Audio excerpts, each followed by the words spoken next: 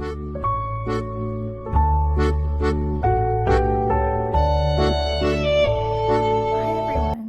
Today I'm going to be showing you how to do a starting loop and your starting chain. It can be a little bit confusing and a bit of a daunting task learning something brand new. So I hope that this video really helps you, and I am updating a series of just learning how to crochet right from scratch for absolute beginners. So I do value your feedback, and I hope that these videos will help you get well on your way. I've made a few videos like this in the past and they have got some good feedback, but I did still have some people who were still feeling a little bit confused and unsure. So I'm going to go ahead and I'm starting a whole new series of learning how to crochet for absolute beginners. So this video is going to focus mainly on a starting loop. There are a lot of different ways to do a starting loop, and I'll be honest, when I was first learning how to crochet, that was one of the hardest parts for me to grasp. Come to find, with all the fancy ways that a lot of crocheters out there move their hands, and it's very impressive, a starting loop is simply just a slip knot to get it onto your hook to get things going.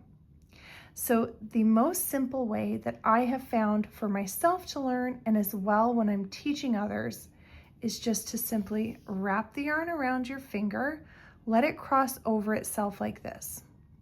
Hold it in place with your thumb, and you're just going to pull up a little bit of this piece, and it's the piece that's at the bottom of the X. So when you wrap the yarn around your finger and you let it cross over itself, you're just going to drape that piece over as the top bit, pull up a little bit of this bottom piece, and we're just going to pull your finger out. Kind of looks like a little bit like a pretzel here. You're just going to push that top piece partially through the loop. Give it a tug, and you've got your starting loop. We're going to go ahead and get that on our hook, and you can pull it to get it a little more snug to your loop. All right, so that's it. That's all there is to it, making a starting loop. Let's just do it one more time. I know it's a video, you can rewind and go back, but let's just try again together. Wrap the yarn around your finger, drape it over itself in the shape of an X. We're gonna let go of that top piece, pick up a little bit of the bottom piece. Pull your finger out and just push a little bit of that top bit through. You want to just make sure it's just a little bit so you can grab it. You don't want to push the whole piece through, because when we grab this, hold on to this little tail end here and this piece. Pull it to form your loop. Get that onto your hook, and you can just pull it to get it a little bit more snug to your hook. Now in this video, I'm going to also show you how to do a starting chain, because when you're doing a starting loop and getting it onto your hook, almost always what this means is it's going to then be followed by a starting chain. I'm going to show you a couple of things in this video for getting going on a starting chain. One is how to hold the hook, one is how to hold your working yarn.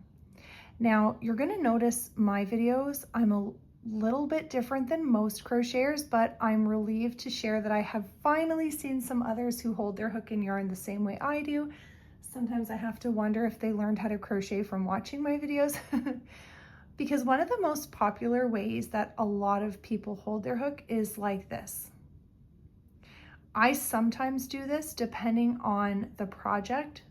Usually I only hold it like this if I'm using a really bulky yarn and a big hook, just because it's the most comfortable way. And that's really all that matters.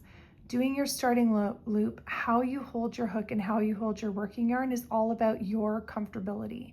So if you're comfortable like this, that's great. I kind of like to hold mine like how I hold a pen. So I hold mine like this. I just feel like I have more control, and this is how I prefer to hold it. How I hold my working yarn is definitely not the standard way that a lot of people do it. And I'm sorry if this is a little bit frustrating for you that I'm showing you these steps and saying it's not really the typical way, but all I mean is I have learned how to do it the way that a lot of videos have shown, but I wasn't feeling comfortable and I was having a hard time grasping it, to be honest. So I've found my own way and it's really comfortable and I've had a lot of positive feedback. So I'm going to share how I hold my working yarn. I just kind of scoop my hand underneath it. I wrap my index finger around to have some control over the tension. And I simply just, with my middle finger and my thumb, hold on to my work. Don't hold it too tight. You need to be able to move the yarn.